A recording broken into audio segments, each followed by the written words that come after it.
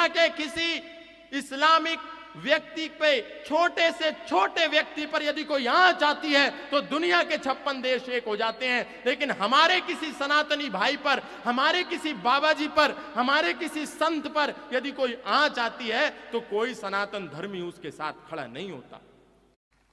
शंकराचार्य आज के आपस में लड़ रहे हैं कि मैं असली शंकराचार्य हूं कि तू असली शंकराचार्य है। हम सोच करके देखें हम कौन से पायदान पर आकर के खड़े हो गए। दुनिया का कोई मौलाना ये नहीं कह रहा कि ये जो सामने मौलाना बैठा है ये नकली मौलाना है। दुनिया का कोई सैयद ये नहीं कह रहा ये सैयद झूठा है।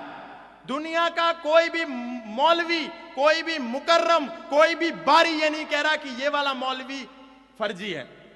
दुनिया का कोई आर्क, बिशप, कार्डिनल, फादर नहीं कहता कि ये जो सामने चर्च बनी हुई है इसमें बैठा हुआ फादर झूठा है या ये फर्जी है। लेकिन हमारे सनातन धर्म में जिनके ऊपर, जिनके कंधों पर सनातन की नींव है, वो लोग आपस में यदि लड़ेंगे तो भला ये सनातन धर्म बचेगा कैसे? आप सोच करके देखिए, यति नरसिंहानंद जी ने एक बयान दिया पिछले दिनों, वो गलत है, सही है, ये बाद की बात है। लेकिन दुनिया का एक भी सनातन धर्मी, दुनिया का एक भी बाबा, दुनिया का एक भी साधु, दुनिया का एक भी महात्मा, दुनिया का एक भी हिंदू संगठन, दुनिया का एक भी धर्म पर बात करने वाला व्यक्ति उस सन्यासी के साथ खड़ा नहीं हुआ। और यदि हिजबुल्लाह मरता है तो यहां भारत में उसका मातम मनाया जाता है।